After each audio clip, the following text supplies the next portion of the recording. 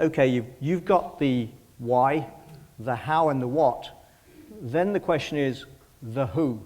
Who's going to do the change?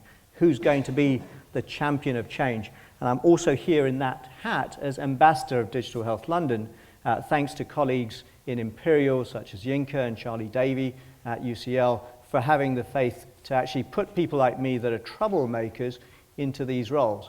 And why do I say I'm a troublemaker? Because most of you will know where you've got to in your companies that there comes a point in our evolution when it is easier to fix things than to let them stay broken.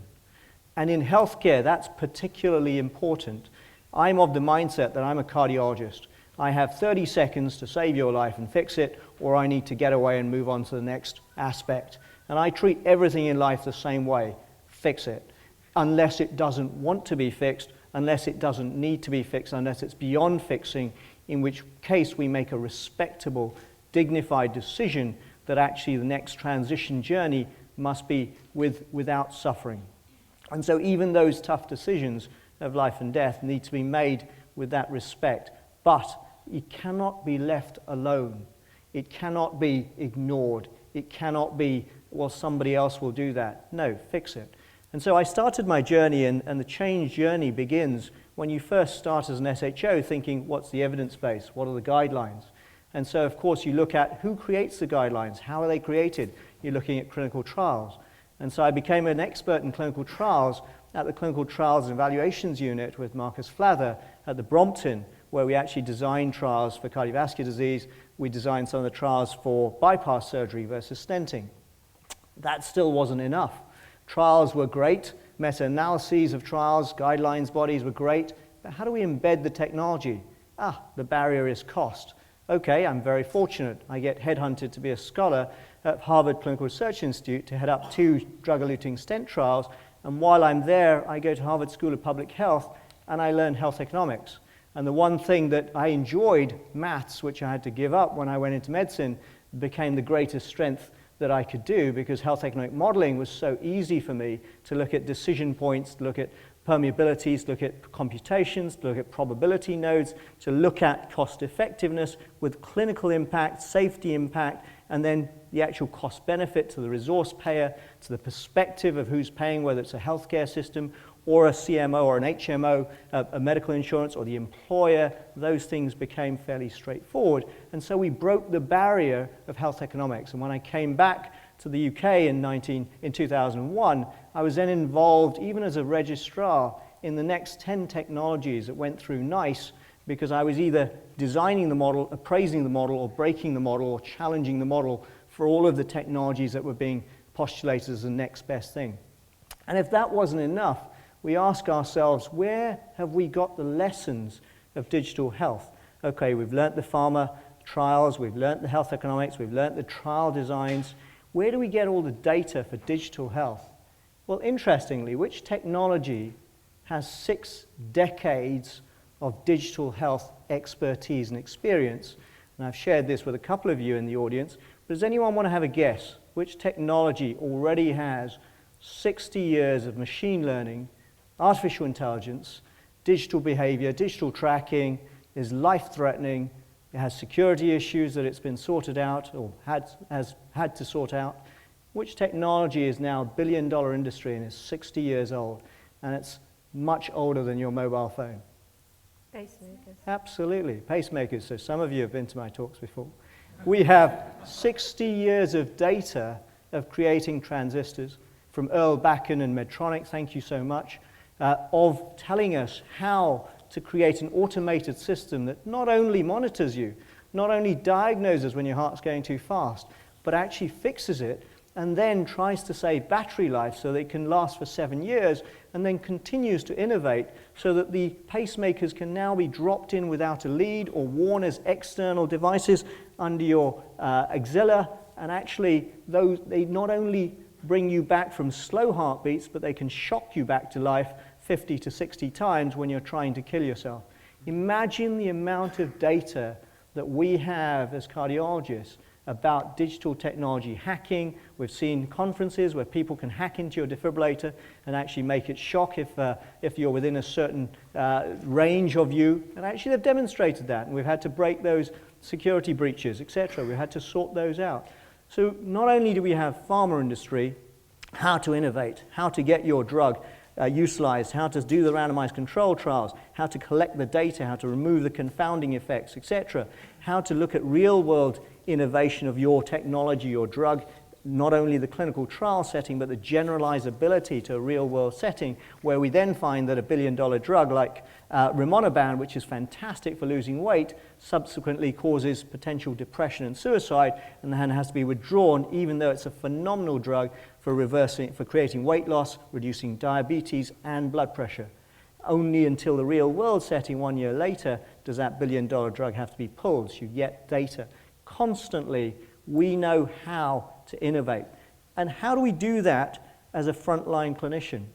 So you take a fortunate effect, which is you go into your research and development department and you become a deputy director or a director, and you have an innovation portfolio, because then you can spend 1 week on the front line, remain on the front line, actually seeing patients, doing procedures, doing clinics. You know everything about the steps of a patient's journey.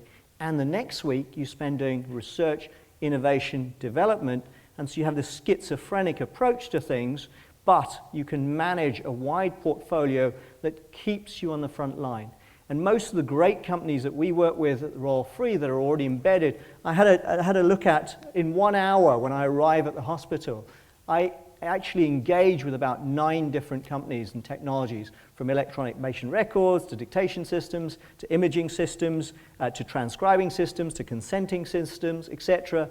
And of course all the Microsoft emails and so forth, all the different ways to reach me with a patient's details and problems. Whether it's my remote service in the community that's looking after heart failure patients, whether it's the hospital service with heart failure, whether it's my clinical trials portfolio with heart failure. So you have to go all the way from the community end right through to secondary care, tertiary care for transplants and so forth. And literally on a Thursday every other week, we spend 1 hour deciding complex heart failure patients, and we probably give about 7 or 8 people complex pacemakers that each cost £18,000.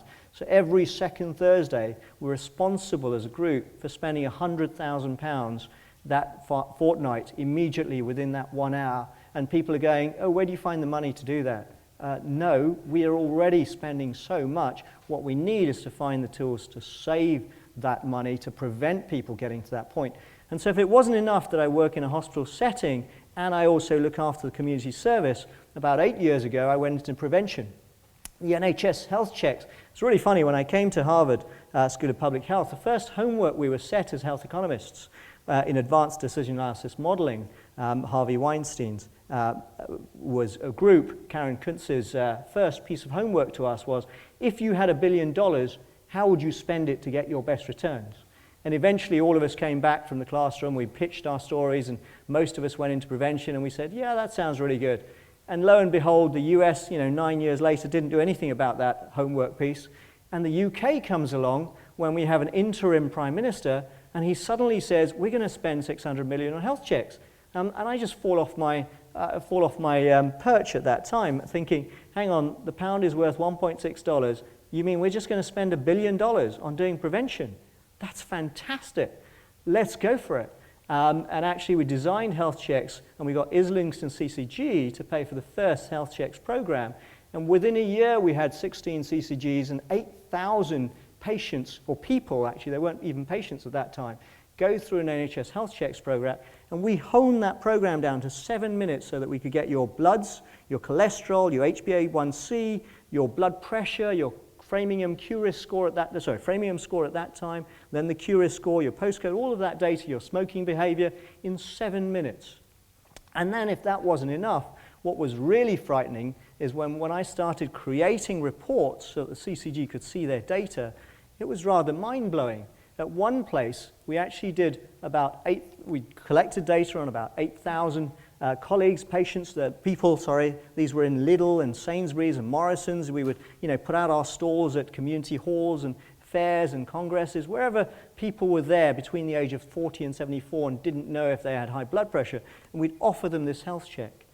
And then when we looked at these people who were taking up this project, this invitation, and we looked at parameters, who doesn't have obesity, who doesn't have a systolic blood pressure that's normal, who doesn't have a diastolic blood pressure that's normal, who doesn't have an HDL, which is your good cholesterol, which is above a certain threshold, who has a bad cholesterol above a certain range. And when we started looking and breaking them down, there were less than 600 people that were considered healthy.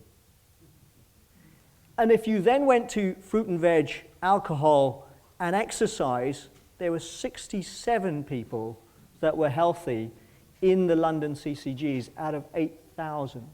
And this blew people away to the point where they didn't want to know that actually 30% of this cohort had 3 potential chronic conditions.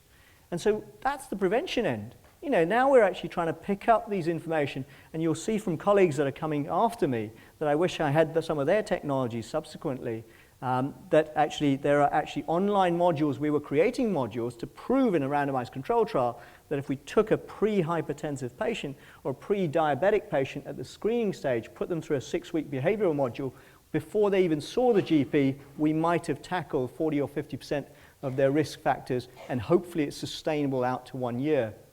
And so now we're working on those behavioral issues, but actually the behavior change has to be in medicine.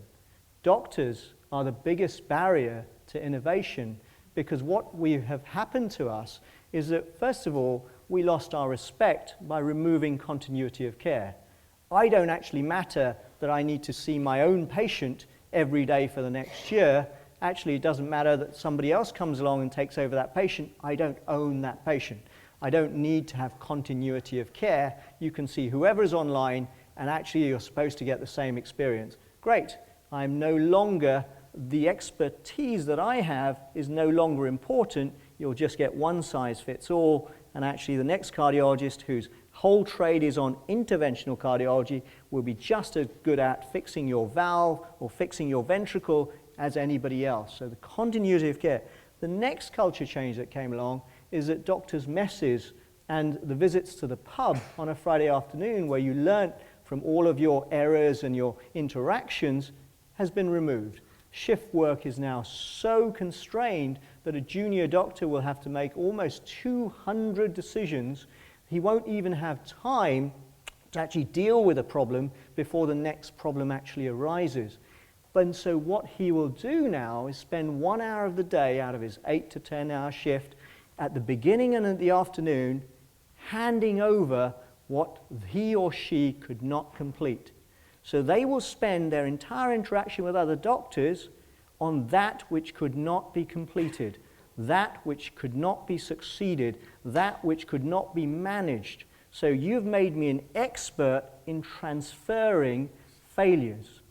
Not the 90% of successes that we sorted out that day, not the joy, the wonder of what we achieve, but actually talking about, I didn't manage to do this, I haven't seen this person, you need to sort that out, or what about that trigger, that result will come back.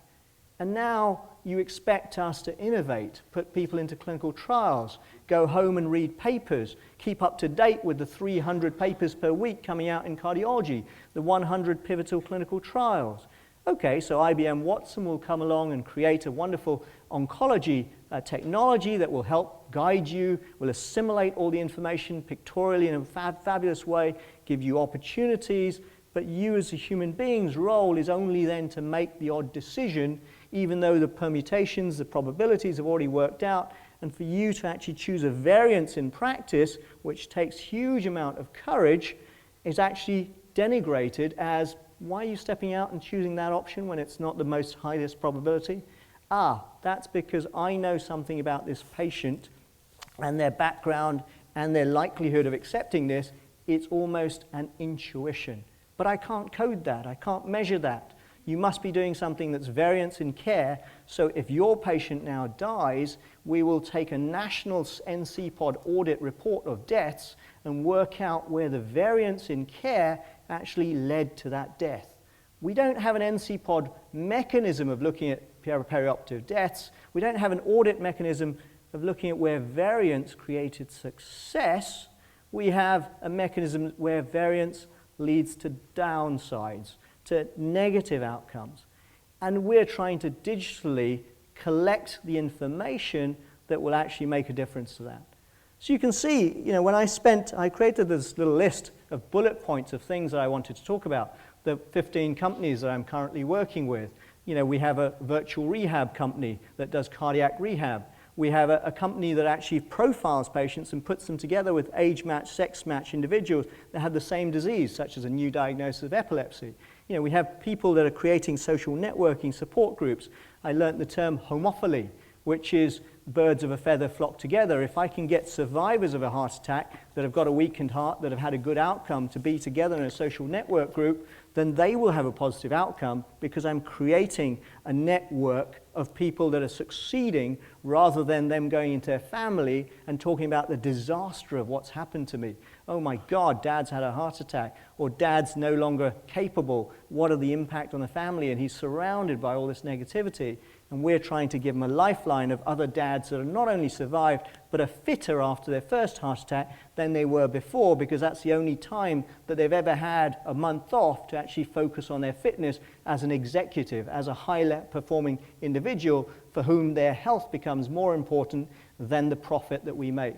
And if that's still not enough, I challenge most technology companies to ask a simple question. I said, in medicine, we have a rule. We have a rule that says, first, do no harm. How many of you in your digital solutions have that as a first rule rather than just saying learn whatever you can, replace whatever you can, and actually remove whatever you can or make it effective more cheaper, and you'll get profit and shareholders and value and be able to be sustainable? How many of you have a base code that says first let's find out if mobile phones actually do cause cancer? First, let's find out if mobile phones will damage my vision. First, let's find out if headphones are causing increased in acoustic neuromas. First, let's find out if the watches that I'm wearing and the bits that I'm wearing will actually cause me more depression in the next 10 years or cause extrasystoles. There is an epidemic of people having irregular heartbeats. How odd. Isn't that interesting? There's an epidemic of childhood obesity. I wonder if that's correlated with social networks, actually spending more time on Facebook and WhatsApp and Snapchat rather than actually spending them doing physical activity. Oh look, the correlation is absolutely one-on-one, that as social media has increased, childhood obesity has increased. So you can see that my time is up, and I hope before I get to the really hard-hitting punches, which I'll be happy to do over a break, I've shared with you that there are ways to solve financial equations that CCGs will immediately see. There are ways to safeguard and collect data that proves technologies are clinically and effective, but there are ways to do this ethically, interestingly, and inspiringly. And hopefully that's 10 minutes up. Thank you so much.